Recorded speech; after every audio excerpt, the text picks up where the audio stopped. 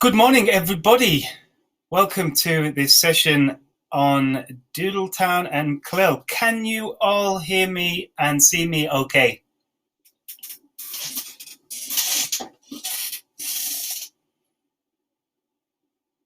Lovely. Perfect. Okay, so that's a good start. So thank you all very much for giving up your time this morning and joining our session on Doodle Town and teaching Clill. My name is Del. My name is Del Spafford, and I work for Macmillan Education. We are the publishers of Doodle Town. My job is a regional teacher trainer and academic consultant. So I used to, before we had the COVID-19 pandemic, I used to go out to different countries in Southeast Asia and meet teachers face to face and give training on materials or on different aspects of teaching in the classroom. And we are now in this situation, so we're delivering training online. So we're very grateful for you for giving up your time and joining all together today to make this effective. So our session today is all about Clill and Doodle Town. Now we're going to break the session up into a couple of different areas, and we're going to start, like we always start, with a warmer kind of activity. So that's the title of our session, and you can see at the bottom we have in the right hand side, just let me see if you can see my pointer, one moment.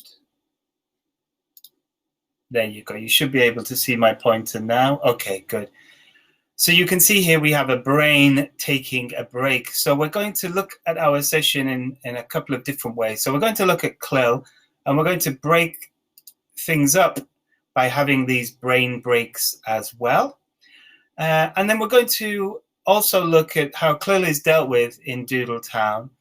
And then we're going to move away from Doodle Town to some extra resources that you can use. And I'm going to show you how Clill is available pretty much everywhere we look. Now, I will say one thing.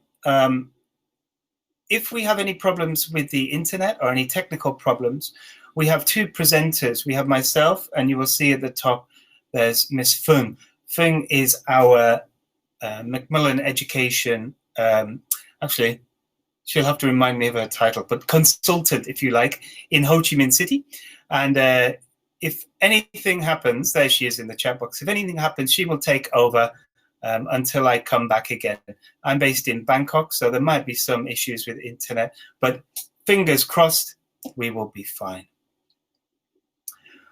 Okay, so let's have a look through our first slide. So the first thing we're going to do, like we always do with our pre-primary students, with our kindergarten students, is we greet them when they come to the lesson or when we start the lesson. So you can see at the bottom, we have a circle time activity.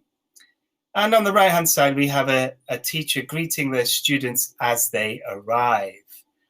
So my question to you is, how do you want to be greeted today? All right, so I'm the teacher, if you like, and you're my students. How would you like me to greet you? So I'm going to give you a choice. Now, some teachers, you might see on the right-hand side here, just on the right here, there's a board. Yes, okay, wait. I might not have a hug for you. One moment, please. You have to wait and see how you can be greeted. So the teacher might put a board on the wall outside the classroom. I've seen many of these now. They seem to be quite popular. And the students will point at what they want the teacher, how they want the teacher to greet them. So if they want a hug, the teacher will give them a hug. If they want a high five, and so on and so forth. So I've made some choices of your choices of how you can be greeted. And I want you to write the number into the chat box of how you would like me to greet you this morning. So here are your choices. So let me know, how would you like to be greeted today? Hello. go. Do a dance. I'm not going to stand up just yet because my chair's very squeaky. Fist bump. There you go. There's a fist bump to all those who want a fist bump. High five to those guys who want a high five. A hug. Here you go. Come on. Come closer. Come on. There you go. There's a nice hug and a squeeze. All right. So just a bit of daftness, bit of silliness, just to say hi and to show how you can, if you are, I know you're teaching face-to-face now, but if you aren't, you can still do this online as well. Number 2 is a good one, isn't it? I like a fist bump too. If I was choosing it, I'd probably, before COVID, I would choose give a hug. And maybe after COVID, maybe do a dance. All right, so let's carry on. So with these greetings, you can also link them to the content of the lesson. So if we think about content, what subject might I be teaching here?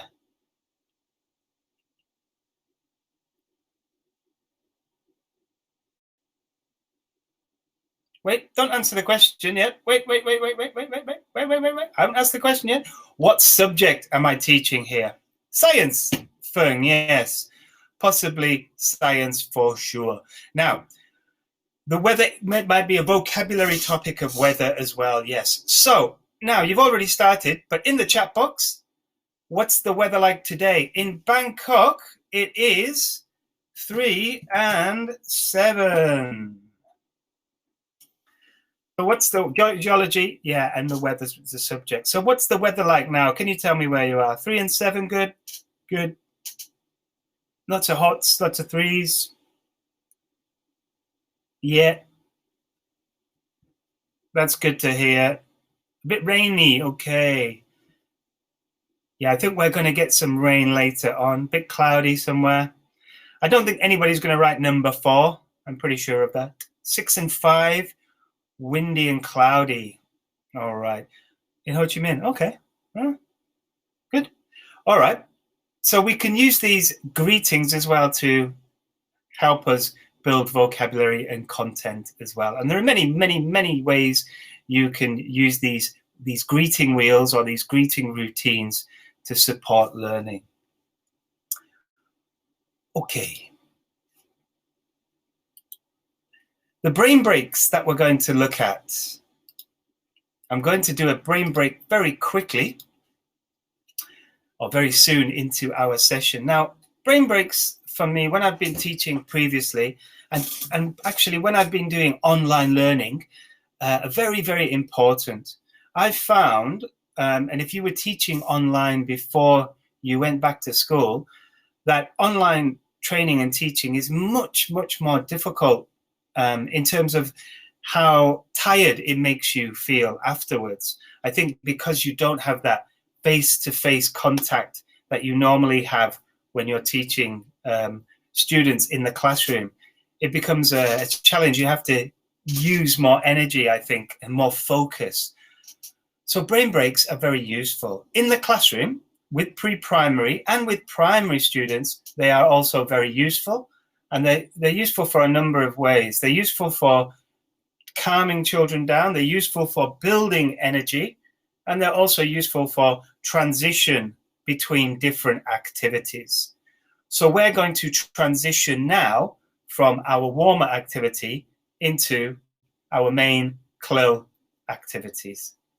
So we're going to do this brain break. Now, I've got a question for you.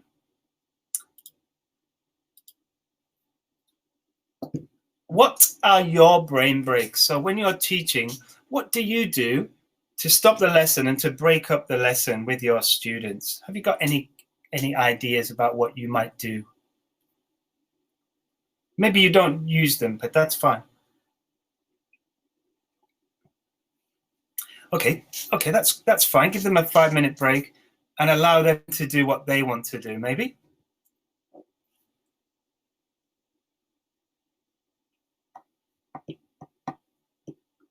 Yeah, I love dancing too. Yeah. Songs are great, aren't they? Yeah. Particularly songs that they know. Now, don't worry, I'm not going to get you to sing a song, by the way. A little games, okay. So I'm going to show you now how to create a brain break activity that builds into a routine. So I think giving them a break is fine, but I think it's also good with okay, that's nice as well. I think with pre-primary, it's good to have these routines built in. So your lessons are quite structured in how they move through the lesson. What you do with the activities could be a bit more free, but I think it's great to have routines so the students know exactly where they are. So I'm going to use some dice. So I've got a dice here, you can see. And the idea is to have a chart. I'm going to show you this chart. While I was researching this presentation, I was looking at different ideas about how to use brain breaks. And I saw this really cool chart with lots and lots of examples of brain breaks. So all you need is a dice, and you can get a dice online. I'm going to use these ones because I had them in my box. And I'm going to use this chart, which will help me select my brain break. So at the top, we've got the column. And on the left-hand side, we have the number. So we're only going to do 3 brain breaks. Okay, so we're only going to do column 1, column 2, and column 3. With my students, I might do all 5 brain breaks to get them moving, to get them ready, but we will just do 3. Now, I cannot see if you have it. Sorry, I can't see you, so I can't tell if you're going to do these brain breaks. So I can only trust you. But please have a go at our brain breaks. So I'll roll the dice.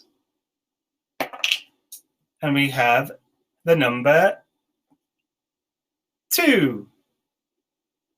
So column 1, number 2, is to squeeze your right hand firmly with your left hand. So can you squeeze your right hand firmly with your left hand? I will trust you. Yes. So nice, squeeze it. Nice squeeze. And imagine you're doing this in the class. The students will be excited. 1, because you've got the dice. And 2, because they're doing a brain break. And also you can show them. They don't need to read this, of course. This is just for you. Your students probably won't understand this, but they will be able to watch you and repeat. Here we have a little bit of TPR, right? You can use TPR, which is common through our Doodle Town. Okay, good. So your right hand should be nice and woken. Now, column 2. Which one are we going to do? It says number 4. Well, moves it around. Number 4. Touch the right hand to the bottom of the left foot and do this 5 times. So again, TPR. You don't need to make a noise like me. It's because I'm old and my back hurts. So there's our second brain break. I'm feeling good already. If a bit hot, I might need to turn the aircon down a bit. And then the last one, number 4 again. Twist at the waist 10 times with arms out to the side. Now this is going to be tough for me because I'm on my chair, but I'll go.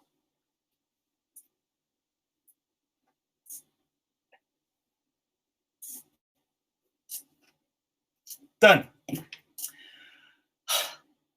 Now I feel ready to move on. Oh, your back's hurt. Sorry about that. Did you do the activities? Yes? Good? Okay, good. And I hope you feel ready now. So, brain breaks, very useful to break up the session and also to get your students ready for another session or to calm them down. You can also decide yourself which brain breaks you want them to do. If you want them to liven up, then you might do jumping jacks.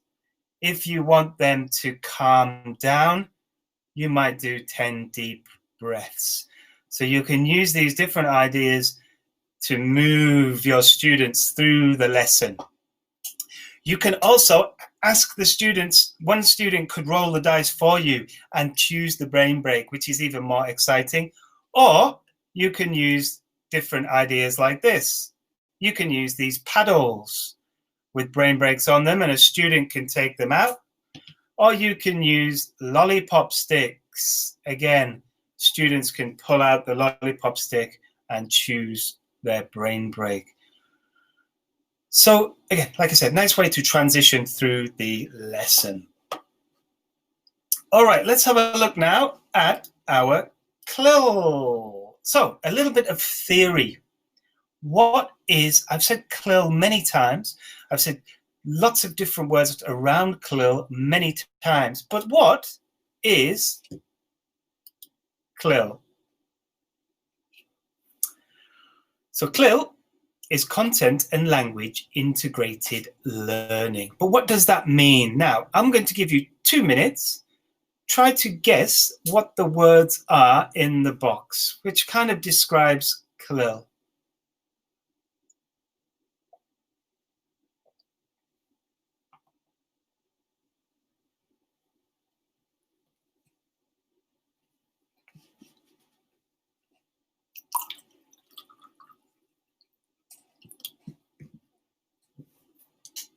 And I think I will turn up my air conditioning.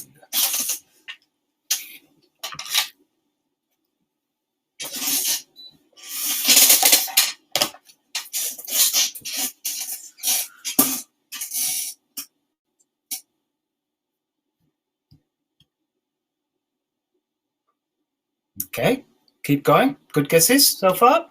Keep guessing.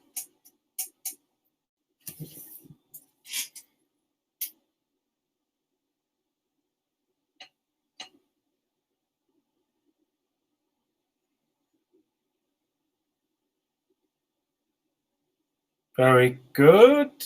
Keep going.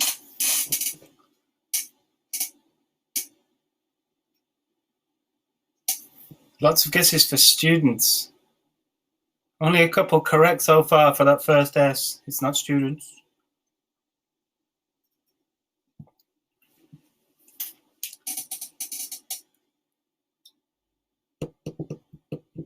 Think about it, it says CLIL refers to a situation, if you have students, right, in that box, where students or parts of students. How can you teach part of a student? That's quite difficult. You have to maybe cut them up. Ah, now we've got different ones. Somebody got it right earlier, but sorry, I can't remember the name.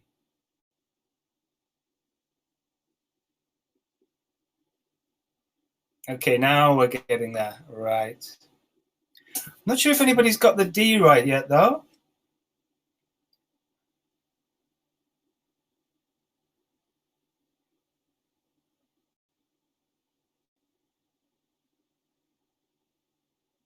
Nobody got the D right yet so far. And we have a winner with the D. Tran-chin, yeah, dual focused. Okay, so let me show you the answers. Whoops. I've got 2 PowerPoints open. So here you have the answers.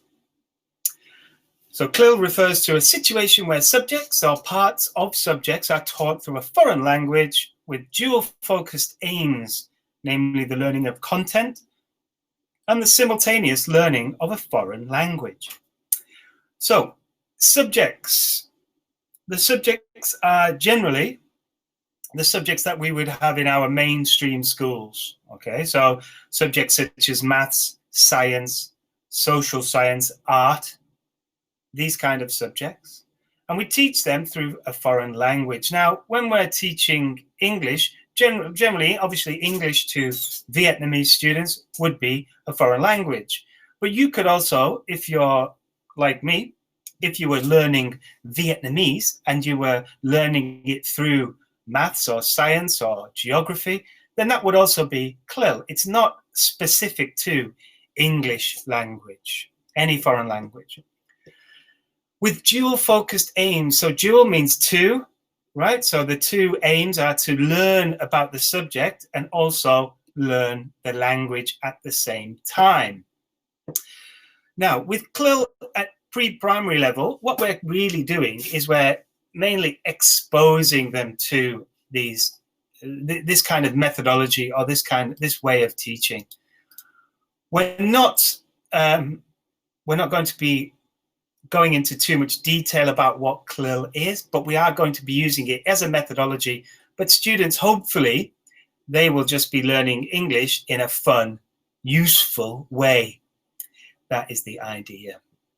Now, in Doodle Town, you will see 5 subjects that are represented. And they are here. So what are the subjects represented by these symbols? Number 1. Yeah, of course, yeah. Art is number 1, yeah. 2, we've got geography. Yeah, it looks like geography, doesn't it? But it's actually another subject. And okay, number 4, chemistry. That is part of this. Social studies, science. There we've got, I think we've got the whole correct answer there from Anne. Art, social studies, maths, science, and PE is the correct answer. Yeah. So when we think about chemistry, that probably is a chemical symbol, but the subject itself is science. And here we have the answers. So Doodle Town introduces this content in every single unit. So the unit is, or the lesson in each unit is lesson 4, and it's called Let's Explore. And it explores these areas, these subject areas, and gets students really to think about the world around them through science, physical education, social studies, maths, and art. So teaching English to children through another subject, I think, is a really cool way to show them more about why English is important. It gives them a meaning to their studies. All right. If we're just learning English for the sake of it, we're just learning vocabulary items. We might remember them, we might not. But by giving them a reason to study, showing them how learning English is very similar to learning their first language, because at pre-primary, they're not going to be making any distinction between learning. And if they have the same content areas with the world around them in their English classroom, it becomes easier for them to learn. We have the Doodle Bunny in the middle, and the Doodle Bunny in each unit or each lesson of CLIL will introduce a project or an experiment that children can do, and then they have to record their findings or they record their thoughts. Now, experiments and projects are so much fun with students, or students find them so much fun. Children love to experiment. You will see children love to take things apart. Maybe that it seems quite destructive when they have something and they pull it apart, and you think, why is the child breaking it? Well, they're not. They're just experimenting. They're being curious. They don't have the ability to think that they can't put it back together again. So you will see them with flowers, and they pull the leaves off, not knowing, or pull the petals off, not knowing that they can't put the petals back on again. So things like this are really what we might see as being destructive. Children find it fascinating. And I think CLIL brings that fascination into the language classroom. And I think Doodle Town does a great job of that. We're going to look in more detail about how it does it in a moment. You as a teacher will find all the terminology and all the help you need to teach CLIL with your students, and I'll show you examples of that in a moment if you haven't already seen it.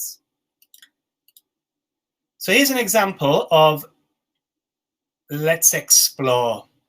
So lesson 4, and this is from unit 8 of level 3.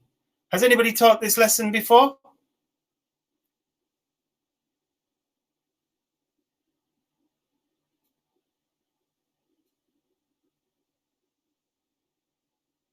Okay, not yet, not yet. Good, good. All right. So what subject, if you look at this page now, I've taken out the signposting which tells you the subject. What subject is being taught? So we know English is being taught.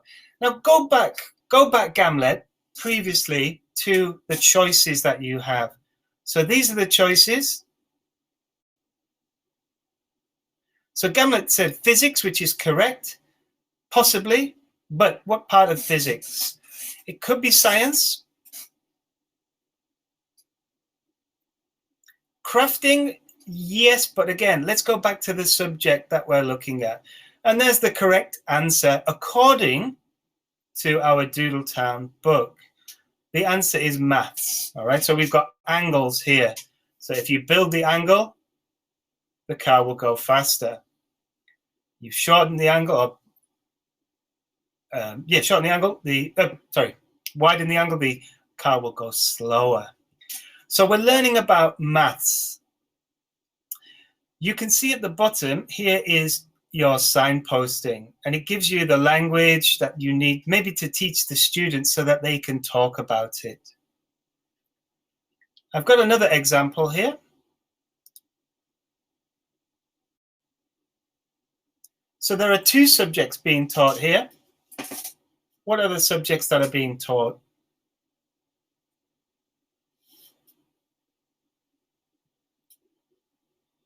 Yes, very good, very good. This is art and science. Yeah, so we've got art with the clay and the colors and the round and the flat, and then we've got the science with the does it float? Okay. And again, I'll show you the signposting. Here you can see quite clearly the symbols for science, the symbols for art, and then at the bottom, we've got science and art talk. That's quite small, but it's got science and art talk and the key language that we need to teach our students so that they can discuss and talk about this. Remember, this is level 3. With level 1, the language would obviously be much, much more simple.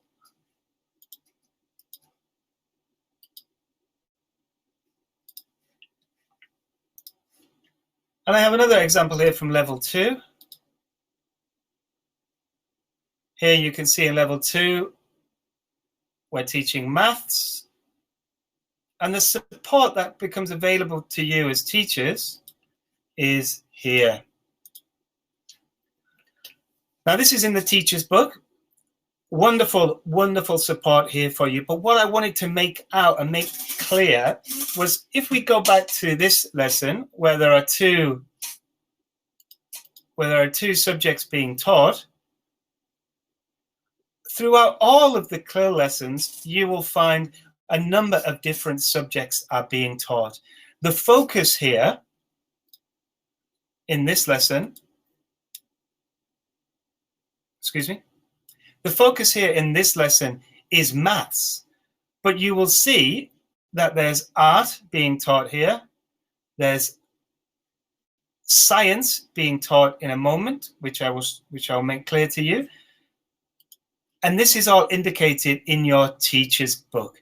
So here you can see we have the symbols for the CLIL clearly identified as you go through. So the topic is maths, that's the focus, but you will see, first of all, we mix the colors. So before we do anything, we have a song, a hello, how are you song, introduce the language, and then we mix some colors. So mixing colors is science. How do we make green? You add blue and yellow. Then we move through. So we use the page. Here, this is where we might have our maths element in the page. And then after the page, we've got maths. We've got TPR activities, which is physical education. And then we've also got our Learning Center, which is dealing with art.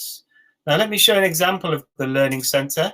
I hope that you're using the Learning Centers. In fact, let me just ask now quickly, who of you is using the Learning Centers for Doodle Town? Is anybody using the Learning Centers? The Learning Centers are at the front of each unit. Oh, good, Tao. So the Learning Centers, let me show you an example. This is in the front of each of the teachers' editions. It's in the front of each unit. So you will see different learning centers for different parts of the unit. So this is for lesson 4, and it gives you an idea of how you can do an art activity and create a paper chain. It tells you your materials, your objectives, what are you wanting to achieve.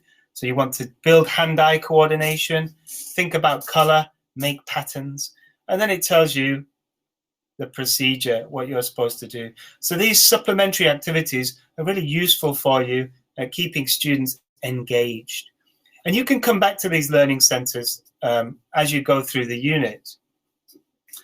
We also have the activity book, which helps to consolidate our learning. So after they've done the project or done the experiment, they can move into the activity book and do a quieter sit down, heads down activity in their activity book to bring them back to normal.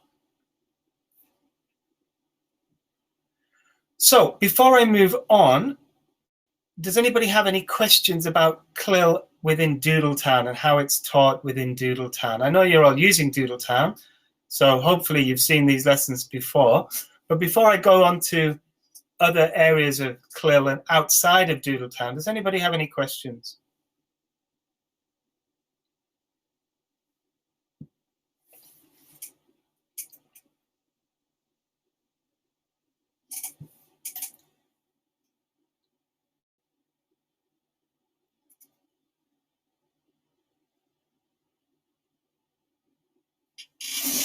We will have time at the end of the session as well for a Q&A.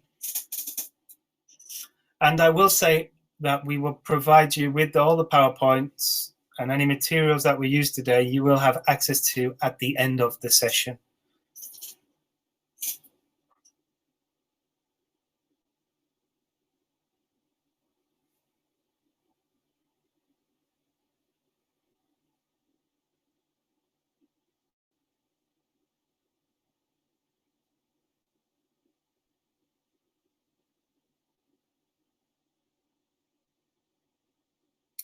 Effective classroom management, yes.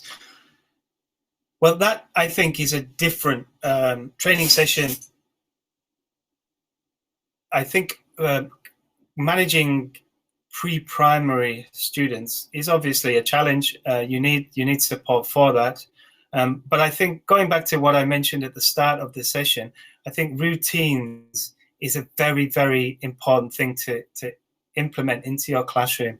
Routines help children more than they help the teacher, I think. They make it a safe environment for teachers. So you need to train, you need to spend time training your students, training your children of how to react and respond to your commands and to what you want them to do. So building up routine is the key. I think also, yeah, CLIL can be sometimes a bit difficult, but what I wanted to get across is that doing these projects, doing these experiments, try not to think of them as teaching CLIL. Just try to think of them as doing an activity that uses those skills. The children aren't going to understand what CLIL is. That doesn't matter, but giving them an opportunity to do something that's linked to the real world is the key element here. Social studies, again, yeah, difficult to teach. But again, this word teach, you can also just expose them to, rather than having to actually teach them the social skills. And I think definitely students do not understand what I'm saying. You want to use English, obviously, as much as possible, but I don't see there's any reason why, when you're giving instruction, that you can't use the L1. And then when you want them to produce something, try to get them to produce or talk or say how they feel about something using the L2, the English. And that's where the language at the bottom of the page, or the language here, is key for you, so that you know what you have to teach. Everything else, help them in their own language. But this language, get them to speak in English if you can. The best age for the book, this is from nursery through to kindergarten.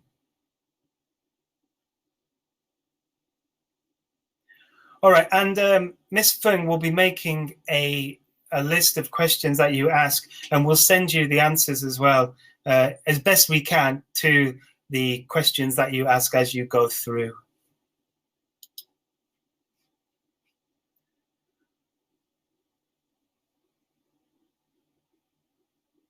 Yeah, that's great. Thank you. Thank you very much for that. Doodle Town 1 for 5, age 5.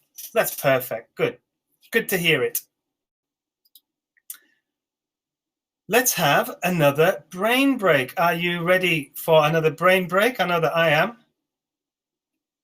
All right. I've got my dice, my lucky dice. Let's have another brain break. Miss Quinn's ready? So, it's number 4. Column 1, number 4. Rub your entire left arm with your right hand, and I'll tell you when to stop. Oh, that feels good. Oh, Thailand is very famous for massage. This feels like a nice massage. You could also get your students, if you feel like it, you could get your students to rub the left arm with their right hand for each other, right? You could get them to massage each other if you wanted them to. That might be fun, and it might be a way of getting them to build rapport together. Okay, you can stop. Number 2 is number 1. Wiggle your body for a count of 10. 9, 8, 7, 6, 5, 4, 3, 2, 1. Okay, you can stop. Oh, I feel great. And then number 3 is number 4. But we had number 4 already last time, so I'm going to change it. Is number 4 again. These dice are wrong. Is number 5. Number 5 is squeeze your left hand firmly with your right hand. I think we had that before as well, but never mind. Oh no, we had squeeze your right hand with your left hand. Squeeze it nice. I like to put my thumb into there. That's what they do when you have a Thai massage. It feels great. And relax. In fact, you can keep going if you wanted to. I wouldn't know. All right. Our brain break is over. Now, when I was thinking about this session today, I was thinking about CLIL, and I was thinking about kindergarten, and I was thinking about my daughter. My daughter is 13 years old. And I was trying to think back to when she was a kindergarten student and the kind of things that she liked to do, and the kind of things she liked me to do with her when she was around that age. And I think, and this is something that I know is universal, that people like to listen to stories. Okay, people love stories. Whether it's a true story or whether it's a made-up story, children and adults love stories, and they're very powerful. So I was thinking about stories, and I'm thinking, which story could I use to really effectively show elements of CLIL throughout the story? And there's one story in particular that is really, really amazing when it comes to addressing these areas of CLIL. And I don't think it was used or written with CLIL in mind. I think it's just written because it's a good story. And we have been able to take away elements of this story to use it as a CLIL teaching. Now, when I was teaching the story with my daughter, or when I was reading the story with my daughter and teaching her the elements of the story, I wasn't even thinking of CLIL. It was probably 10 years ago, actually. She's 14, so it was maybe 10 years ago. And at that point, I wasn't thinking about teaching my daughter using any methodology of CLIL. I was just her father, reading her a story and then asking some questions. It was only actually until a few days ago, when I was preparing, that I really got to thinking about how this was a CLIL story. Would you like to know what the story was, or can you guess what the story is?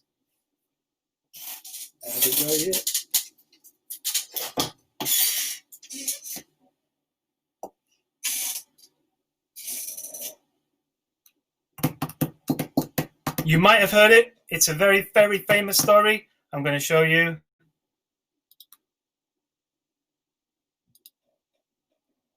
It is The Very Hungry Caterpillar. Have you read this story before?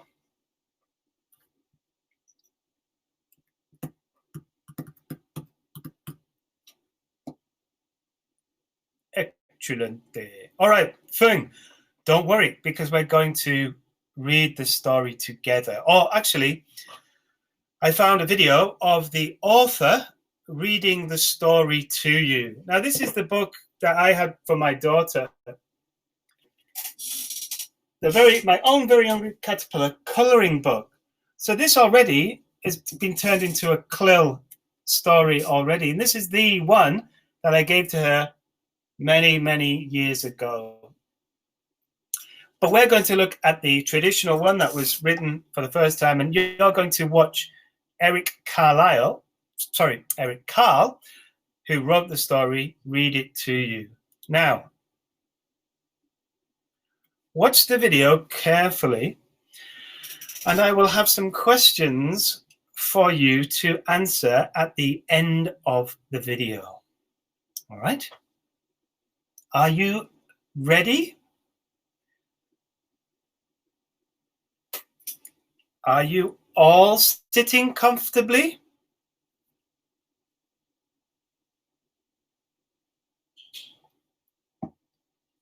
I can see someone talking at the back. Can you be quiet for a moment while we listen to the story? But now you're all sitting calmly and carefully. Let's go. Sorry, sir. Very good.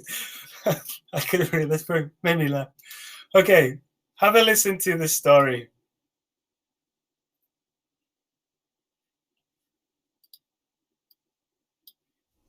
The Very Hungry Caterpillar by Eric Carl. For my sister Krista.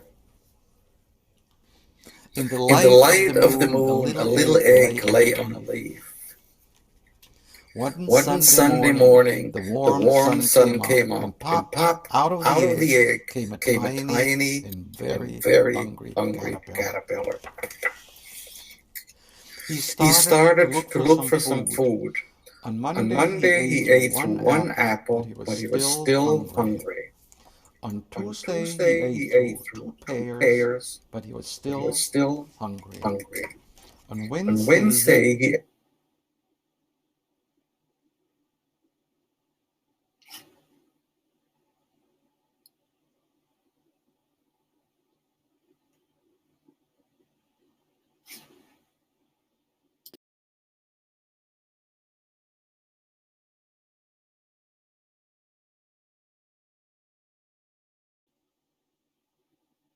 Okay, I can see that we're having some echo problems. Let me just try it with, I'll turn my microphone off and just see what's that like, what it's like then, okay? One moment. My sister Krista. In the light of the moon, a little egg lay on a leaf. One Sunday morning, the warm sun came up, and pop, Out of the egg came a tiny and very hungry caterpillar. He started to look for some food. On Monday, he ate through one apple, but he was still hungry. On Tuesday, he ate through 2 pears, but he was still hungry. On Wednesday, he ate through 3 plums, but he was still hungry. On Thursday, he ate through 4 strawberries, but he was still hungry. On Friday, he ate through 5 oranges, but he was still hungry. On Saturday, he ate through 1 piece of chocolate cake, 1 ice cream cone, 1 pickle, 1 slice of Swiss cheese, 1 slice of salami, 1 lollipop, 1 piece of cherry pie, 1 sausage, 1 cupcake, and 1 slice of watermelon. That night he had a stomachache. The next day was Sunday again. The caterpillar ate through 1 nice green leaf, and after that he felt much better. Now he wasn't hungry anymore, and he wasn't a little caterpillar anymore. He was a big fat caterpillar. He built a small house, called a cocoon around himself. He stayed inside for more than 2 weeks. Then he nibbled a hole in the cocoon, pushed his way out, and he was a beautiful butterfly.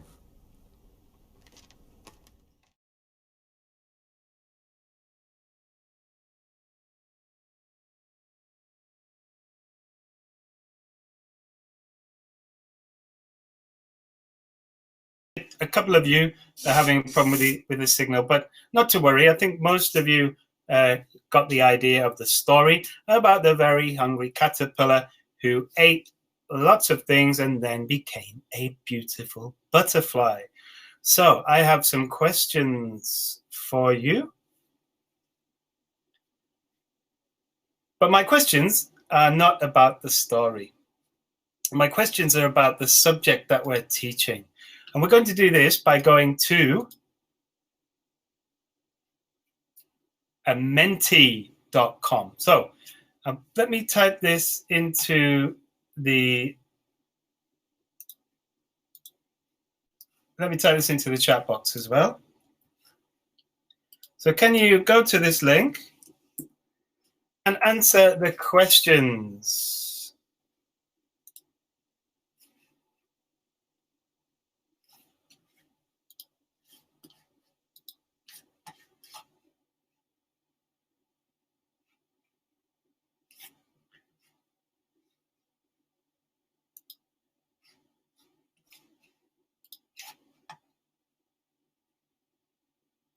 So there are going to be 2 questions. I'll let you answer the first question first. And I'm going to share my screen so you can see your answers being generated.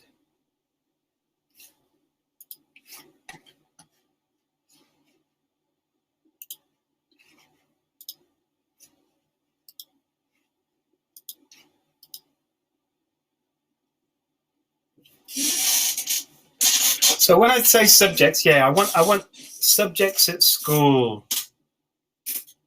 So first of all, we got science. That's the big one. Okay, English, of course, yes. Let's forget about English at the moment because we definitely know it's English for sure. What other subjects at school?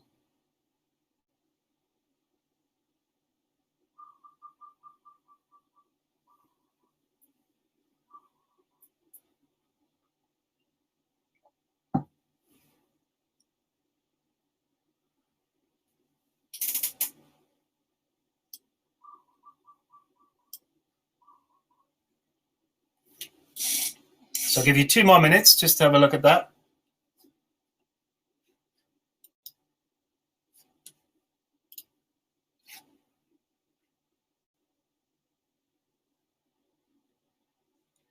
We have 93 people here, and at the moment, 35, 36, 37. So when we get up to about 50 or 60, I will stop it.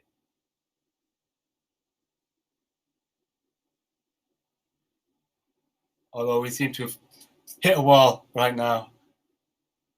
Okay, that will be fine. Oh, more. Okay, I'll give you a couple of more seconds. So you can see straight away right there, right in the middle of the screen is science. Science is being taught through this story. Now, I don't know whether Eric Carle, when he wrote this story,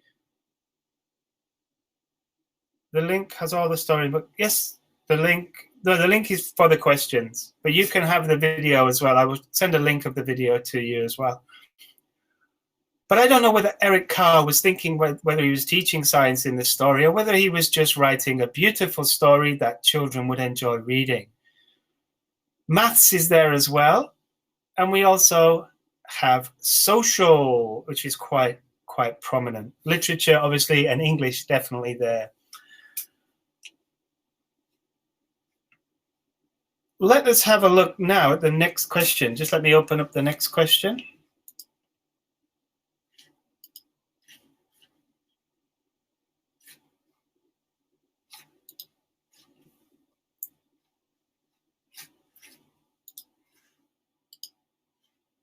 And the next question is what vocabulary topics are being taught. So this should be open to you now.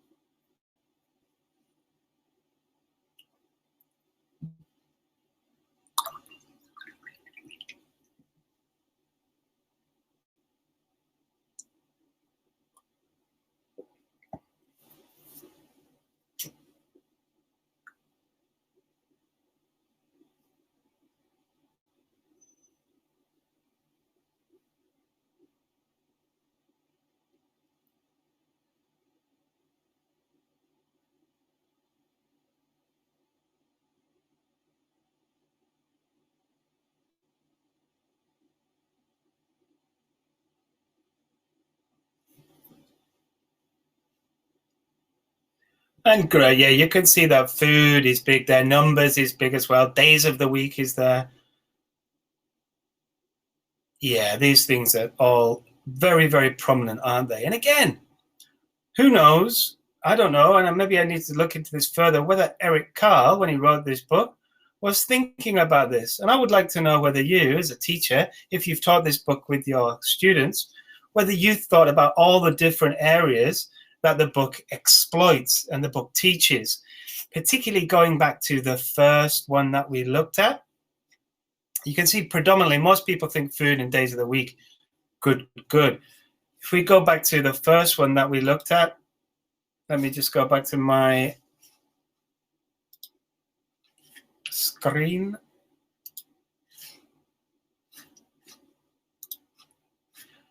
Which was the school subjects.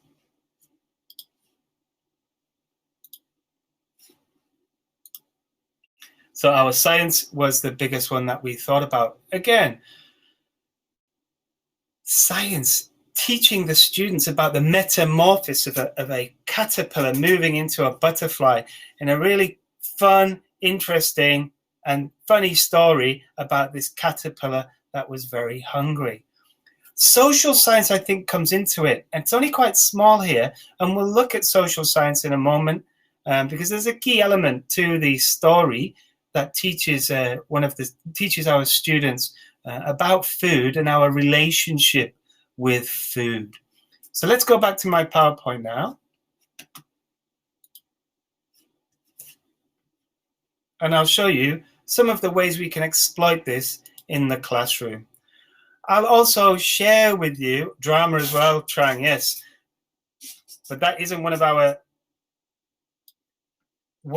our subjects, but we might think of drama as being physical education with our pre-primary students. Now, I will share with you the word clouds as well if you're interested in seeing what most people thought the clear element of that book was. So if we have a look at this in a bit more detail, which is what I've done, I've now asked you, how could we expand on these? All right, so what ideas could we use to expand on the very hungry caterpillar? So what could you do with your students after reading the story? You've read this beautiful story to your students. What could you do now to expand on the CLIL element? So how could you teach them maths? How could you teach them social science? So I'm going to give you a few minutes to have a think about that. Write your ideas in the chat box, and then I'll see if you've got the same ideas as what I have found myself. No Googling at the moment. Just try and be creative. Good. Yeah, very nice. Yep, for art, definitely.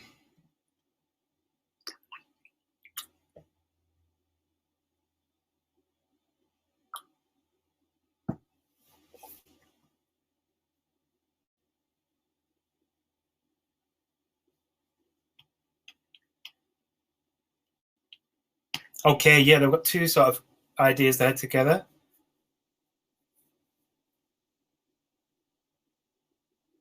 Gamlet, yeah.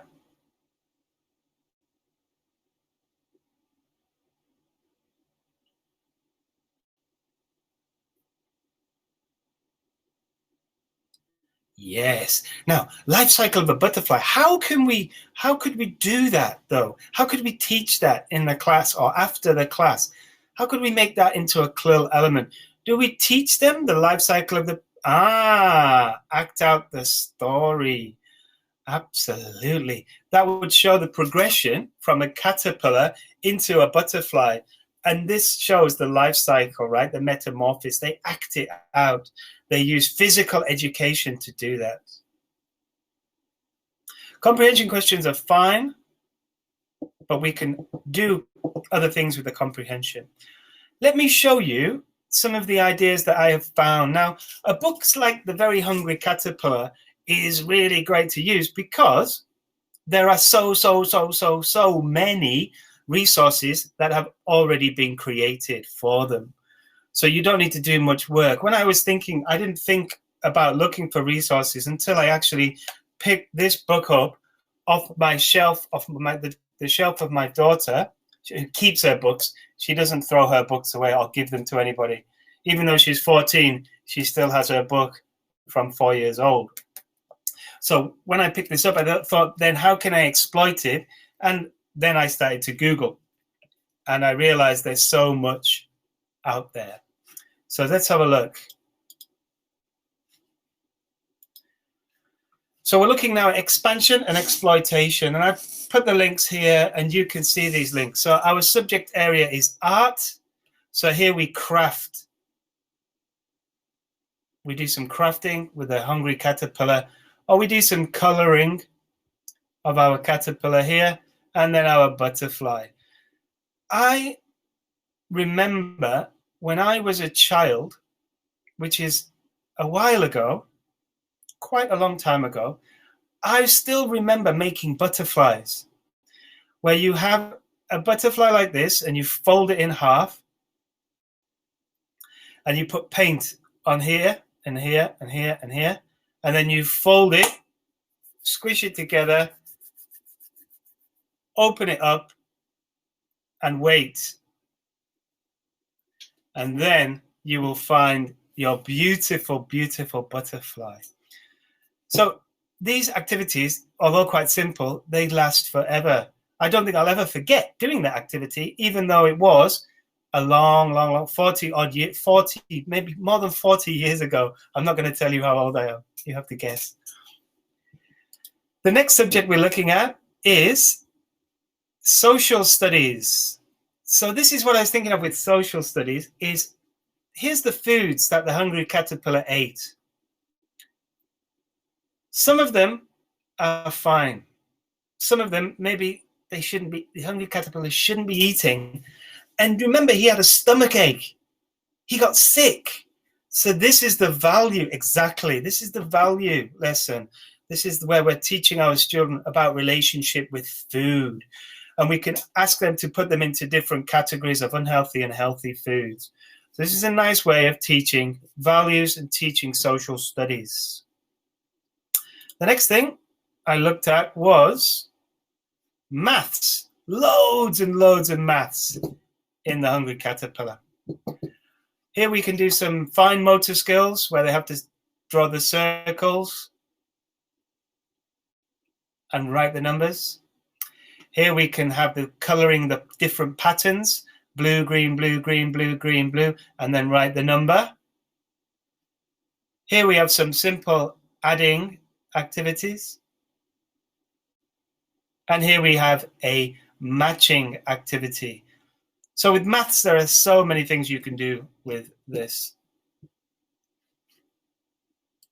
Our next subject is physical education. So here we said earlier about using drama. So this is a great way. So children can pretend can act out the stories and use their bodies to show the stories and really understand that process of moving from a caterpillar into a butterfly. You don't need to go into the biology, into the science about it. That will come later. And hopefully, by telling students that this happens, they will be interested, they will be curious, and moving forward as they go into primary lessons and into secondary, they will still be thinking about this idea of why this happens.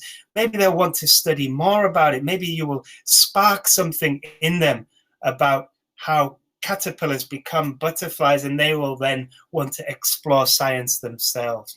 I think our job in pre-primary and primary is to make our students curious, or to try to build their curiosity, to make them ask questions, to make them think about things, not to punish them if they take things apart, but to think about how they can put it back together again, rather than saying, don't take it apart, because that will stop their curiosity.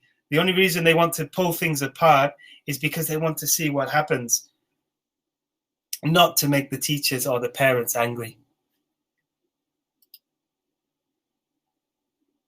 And then we have science. So I've chosen this exploitation activity because it builds, it comes from Doodle Town itself. So here we have the days of the week, which we looked at in the Hungry Caterpillar, but then we have the weather, a weather chart. So you might have a weather chart in your classroom, and depending on what day it is, the children have to move their weather charts to the day, to the weather that responds to their day of the week. So that's how we can use Doodle Town to exploit this as well.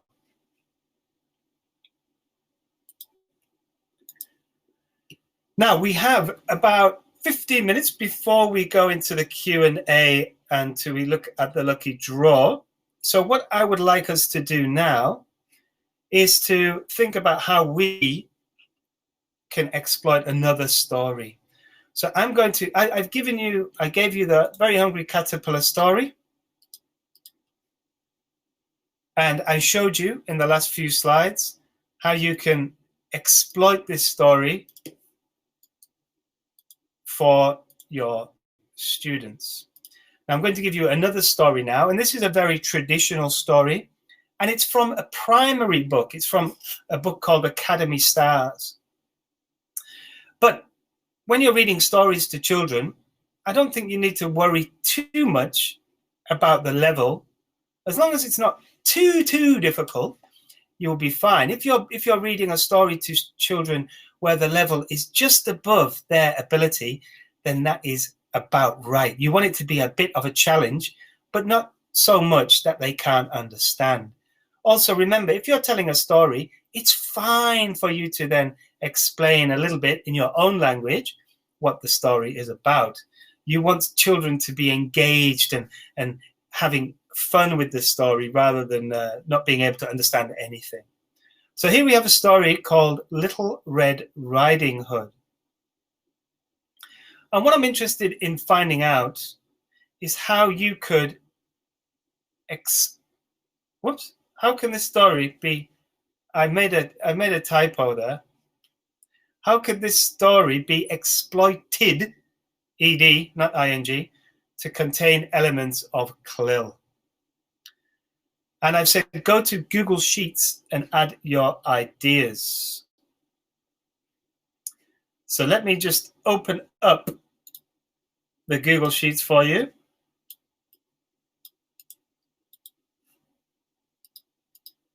And I'll put the link in the chat box now. But let me just open that up for you 1 second.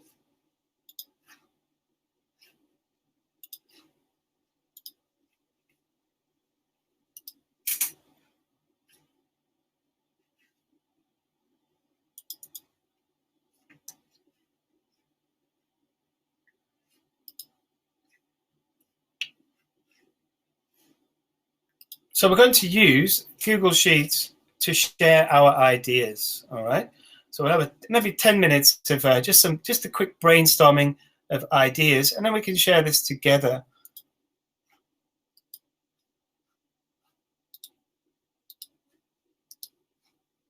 So here is my Google Sheet. You should be able to see that in a second.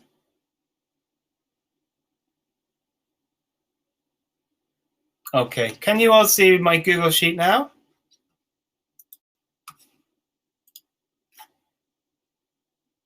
Perfect. So as I said, this is a story that I think we could read and we could help our students with, particularly if it was a level 3 kindergarten class. It might be at times a bit challenging for them because this is from a primary book. But again, you're there to help them and support them with this. But what I really care about really is just getting you to think about looking at stories and seeing, going a bit deeper into the story and seeing how you can pull out, really exploit those areas of CLIL and bring them into the stories that you're reading or teaching your students. So I'm going to share a link with you and you will be able to add into the box your own ideas. So with Little Red Riding Hood, how could we teach science? All right. How could we teach maths? How could we teach physical education and art, and maybe even other subjects that you also teach? So I've given an example here. So for Little Red Riding Hood, we could categorize animals and make a poster to say which animals are dangerous and which animals are not. Okay, so how do we adapt this lesson to have these elements of CLIL? Are you ready? No idea is a bad idea, okay? Just remember that. So if you click on the link, you will have access to the Google Sheet and go ahead and add your ideas.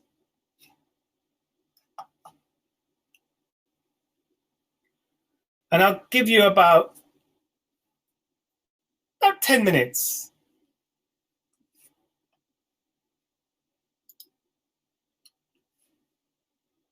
And then we'll come back and look at them.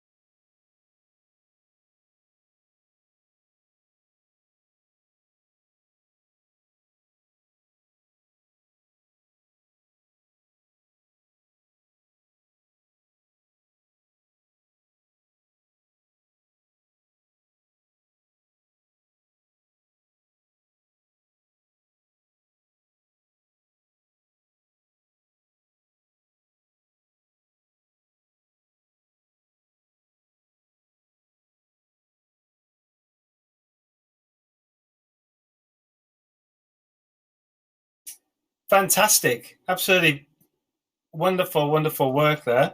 I'm just going to have a look at some of them. Just let me move the picture across. So, wow, what an amazing amount of ideas. To be honest, I didn't expect you to come up with so many great ideas, but this is fantastic. I really like, I'm just looking at some of them already. Some of you put your name, but others are anonymous, and that's great. I will tidy this document up, and I will also, well, you already have the link to it, but I'll put the link in the email we will send you as well, so you can all have access. If you think of any more after today's session, then please go back in and add more and more.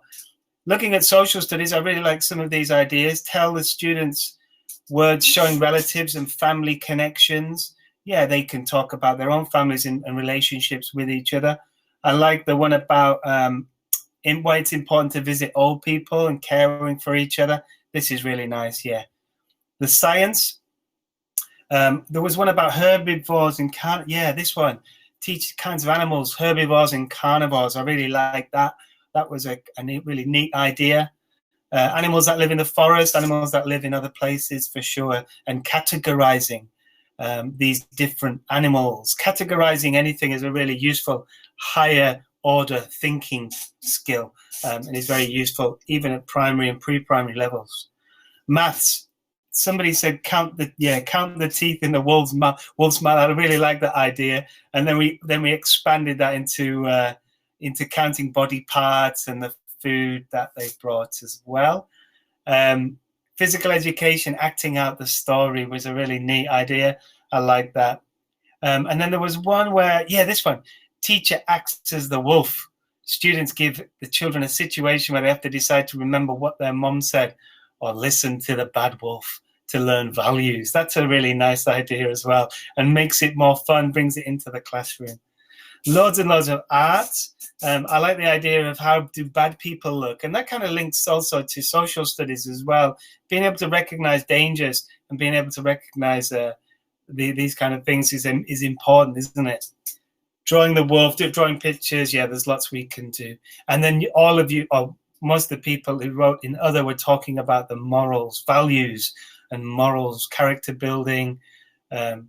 Doing exercise as well is important to be strong and healthy, and moral ideas. How to survive in the forest if you get lost. Yeah, what a great lesson that would be, wouldn't it? All right, so great ideas. Thank you very much for those. And like I said, I'll tidy that up, and I will I'll make that available to you through the emails and correspondence that we have after today's session. Okay. Now, we were going to have a final brain break, just to end our session on a nice, happy, positive note. So are you ready for your last brain break? This time we'll do 2, and we'll do it from column 4 and column 5, because we haven't seen column 4 or 5 yet. So it's number 2. Spin in a circle 3 times to the right. Oh, it's very tight here. I'm going to have to stand up and do this one. 1, 2, 3. Oh, and I'm already feeling a little bit dizzy after that one. Do you feel dizzy?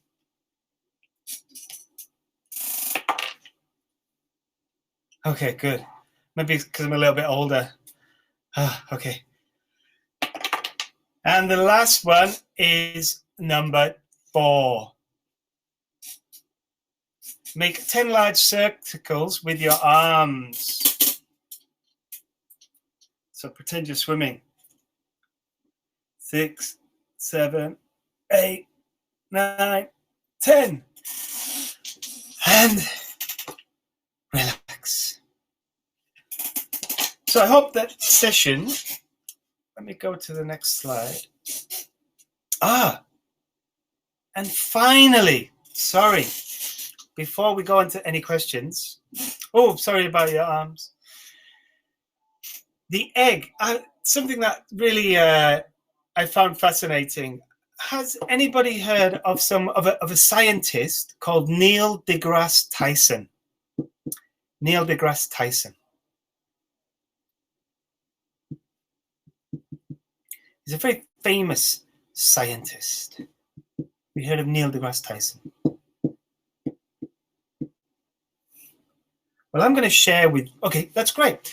Well, when I send the email as well, if I can remember, I will remember. But he is a really cool scientist because he's able to explain science to people like me who are a bit stupid when it comes to science. All right, so he talks about science in a very, very friendly way. And he talked one day, I was listening to him talking, and it really gripped my imagination. And he talked about an egg. And he said, what would you do if you were in the kitchen and your child walked into the kitchen and she opened up the fridge and took out an egg? What would you do? Your little child, maybe 5 years old, walks into the kitchen and takes an egg out of the refrigerator. You'd shout, no, right? Probably. Yeah? Yeah, I will. Shane, see, that is what Neil deGrasse Tyson would do as well. And this is where the lesson occurs. If you take the egg off the child and say no, then thank you very much. Yes, thank you. You are stifling, in a way, their creativity or their curiosity of the world. And what he says is you should use this as a lesson. Let the child play with the egg. The egg is hard. The outside of the shell is hard. But if you drop it, it will break. And this teaches the lesson that something is brittle. So something can be hard, but easy to break. And not many things are like that in the world. All right, so you've taught this lesson about something that's hard, but is easy to break. Then inside the egg, you have different colors. You've got the white of the albumen and the yellow of the yolk, which is itself an interesting thing. It's a liquid, but it's still not quite like a liquid like water. So you can teach these different levels of what we call viscosity, right? So different thickness of liquids. You can also say that if you hadn't broken the egg, or if the egg was born with a chicken and stayed with the chicken and was fertilized, then you might be able to get a chicken from the egg. How does that happen? Well, that's biology. That's a whole different science. And maybe they would be curious to find out how a chicken comes from an egg. Then there's the question, what came first, the chicken or the egg? And you have children thinking about that. You also could then put the liquid of the egg and put it into water. And what happens if you boil an egg, or if you put an egg into water? What happens to the egg? Well, it becomes hard. There are not many liquids that you can heat that become hard.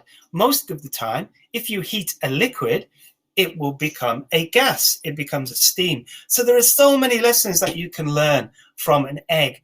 And if you tell a child, no, put the egg back in the fridge, then you might have stopped that curiosity. But you might have saved yourself some time of cleaning up the egg. So my point here is just to let you know that krill is everywhere you look.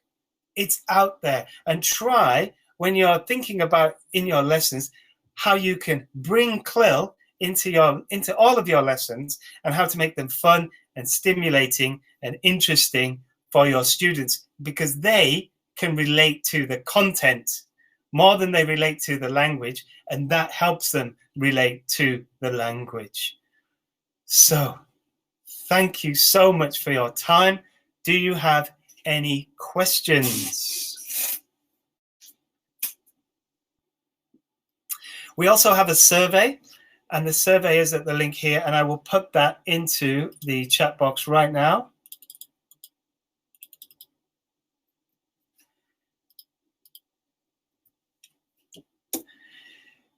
we also have some prizes for you. So if you complete the survey, which I hope you will do, it's very important to us that you complete the survey. If you complete the survey, we will take out some names. We have 5 prizes for you, and I'll tell you what they are. We have an umbrella, super important in this rainy season. We have a notebook. Every teacher needs a notebook, right? We have some children's readers and graded readers. We have a reference book and a card holder. So please complete the survey, and we will select some names from the survey randomly, and we will send you some prizes.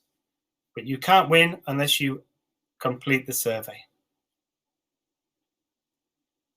Now, I will stay here for about 5 or 10 minutes. So if you've got any questions, let me know. If not, have a lovely day. And if you're traveling anywhere, please stay safe. And I hope to see you next year face to face. Thank you so much for your time and for your participation.